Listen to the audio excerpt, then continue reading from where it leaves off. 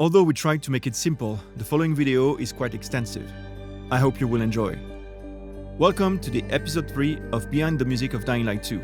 This time, we will focus on the music design for narration. This video is separated into two sections. The first one is a high-level explanation of the narrative music system. The second is a practical example from the game. And for those of you interested, there is a video that showcases the system in Wise. Dealing with an open world is very challenging. When it comes to music, there are many ways to approach it.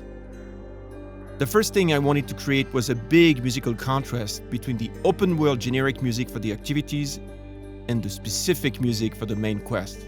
In the last video, we went through the generic parkour music system in the open world and showed that all the different gameplay mechanics have their own generic music design. All of these activities are spread around the open world, and each of them has a unique generic music and music system.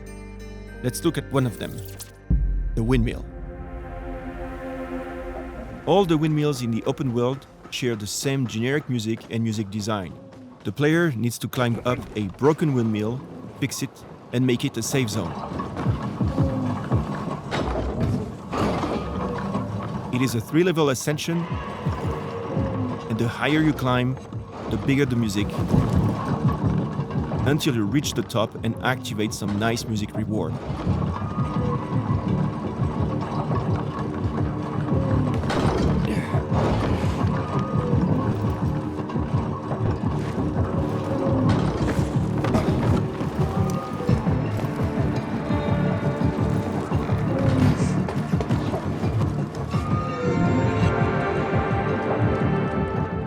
As I've mentioned, this music system is spread all over the windmills and uses what we call the generic windmill music.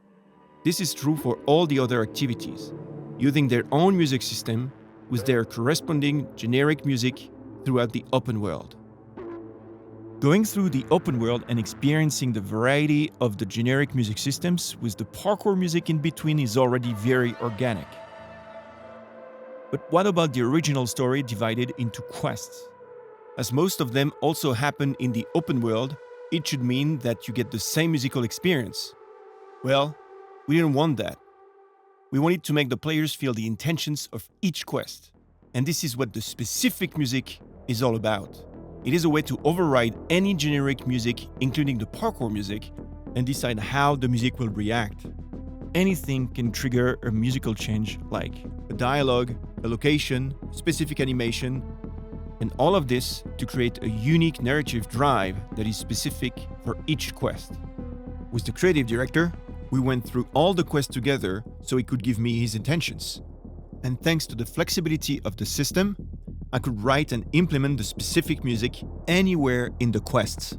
But the real beauty is that we could remove any generic music from the activities or the parkour and play a totally different music that will follow the narrative drive. As an example, remember that the generic parkour music only plays on the rooftops. Well, if you are in a quest, we can break this rule and add some specific music when you are on the streets. And why is this so important? It's because when you're telling a story, you don't want any interruptions. You want to keep the narrative drive.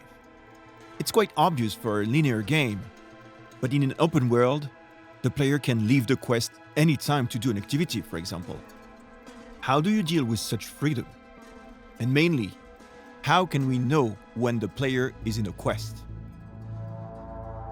After a lot of R&D, we ended up creating a dynamic music system that switches between the open world generic music and the quest-specific music, depending on the player's action and location.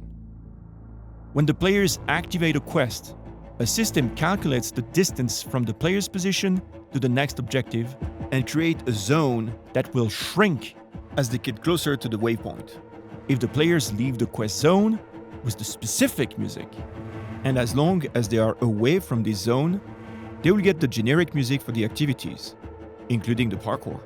It is only when they get back inside the zone that the specific music will be back. This zone can include many activities, and we ended up with two different situations. The activity within the quest zone is not part of the quest, or the activity within the quest zone is part of the quest. When it's not part of the quest, you will experience the generic music features like in the open world. If the activity is part of the quest, the generic music can be ignored and be replaced by the ongoing specific narrative music to keep the narrative drive as fluid as needed. To summarize, we created a music system that let me write music that can follow anything you're doing in the open world, anytime, anywhere, without compromising the narrative drive. Are you still with me? Let's look at a practical example. One of the first quests is called The Only Way Out. You start at the Peacekeeper Hub, where you learn that someone got murdered. Instead of having the generic music, the theme, the Peacekeepers, you start with the creative director's intention, which is add a little tension. On the left corner of your screen, we've added a map that shows you the specific zone. You can see that now the waypoint has moved to talk to Hakon. It's become the new center of the zone. As you get closer to Hakon, the zone shrinks, and leaving the Peacekeeper Hub, you still can hear the tension going on. You wouldn't have music if it would be generic, but here, you can feel that the drive of the tension is not interrupted, whatever the situation you're in, although you are in the open world. Hakon tells you to go to a specific windmill.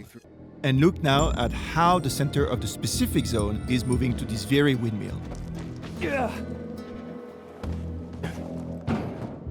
What's really interesting is although we are in specific music, all of the parkour parameters are active. Therefore, if the player is parkouring, the tension music is becoming more engaging.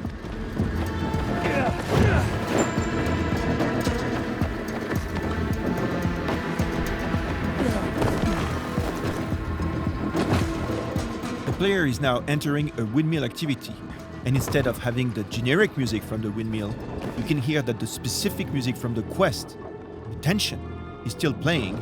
There is no interruption. Now, let's pretend that the player don't want to activate this dialogue and instead going up to fix the windmill. It means that the player don't want to follow the quest, so we don't want to keep the tension. And listen how seamlessly the music has switched from the quest-specific tension music to the windmill generic activity music, following all of the player's intentions and supporting all of his actions.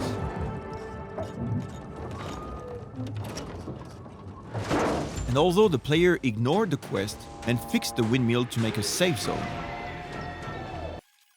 he's still in the quest area, and the safe zone music is now overwritten by the specific music of the main quest. We're back to the tension music to move the player back to the creative director's intention. But players can be very creative in the way they play open-world games, and some of them may decide to stop following the main quest and start or resume a secondary quest. When selecting the quest, the specific zone, which represents the main quest music, fades away. As you can hear, the music has now faded to the generic open-world systems. This safe zone is owned by the Peacekeepers. Therefore, you hear their musical anthem. Remember this man from the main quest? If you activate the dialogue, the game will automatically resume the main quest. So it is for the music. We're back to the specific music with the tension coming back. And you can see that the specific zone is reactivated. You never know with old half-assed. That said, he's got the best moonshine. So, worth the wait. Nothing to do but wait, I guess. Hey, you Hubert? Who's asking? A customer. During this dialogue, the creative director wanted to change the intention and add some urgency. Hey, Hubie, you got a special customer. He wanted to push the players to run and catch this Hubert that is running away from you. Buy something. So, that was Hubie, wasn't it? Yep. Apparently had an urgent appointment with another customer. Note that we are still in the safe zone. And soon enough, we will leave it. We will enter the rooftops, where the parkour music should start. But you won't get the generic parkour music. Instead, we seamlessly keep this very action-packed music that will push the player to run after Hubert. You almost got him. Once again, to help you understand, look at the map. The specific zone is shrinking as well, following that the player is getting closer to Hubert.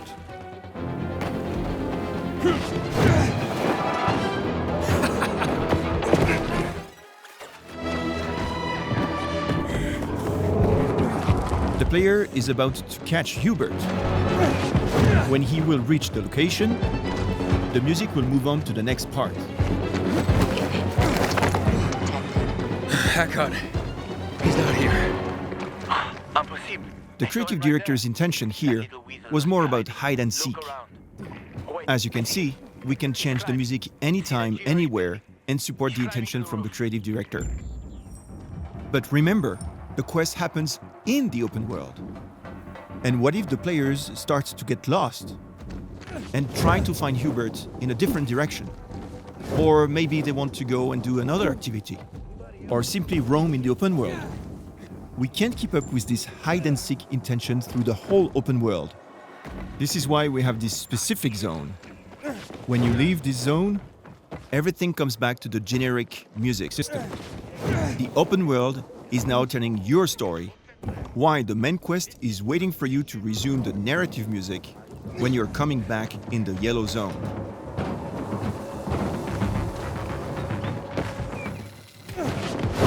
Maybe this little detail can help you understand the flexibility of the narrative system. The quest, The Only Way Out, is still active for the player, but the hub is now out from the specific zone. Therefore, we're back to the generic music system. You can hear the Peacekeeper's anthem. And as a reminder, any activity that is out of the specific zone will have its own generic music.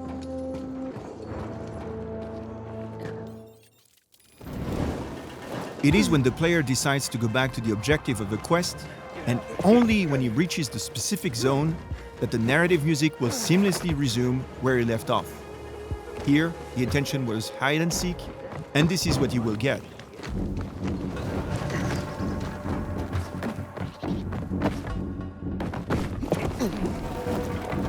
There is so much to share and discuss, but I believe this simplification is enough to expose the premises of what we did. Instead of having a music that will be stuck into either the open world or the narration, we have created a system that allows us to support every decision of the players and to tell the story without compromising the player's freedom. This was the biggest challenge. I hope you enjoyed. I thank you for watching, and I thank you for playing. Merci.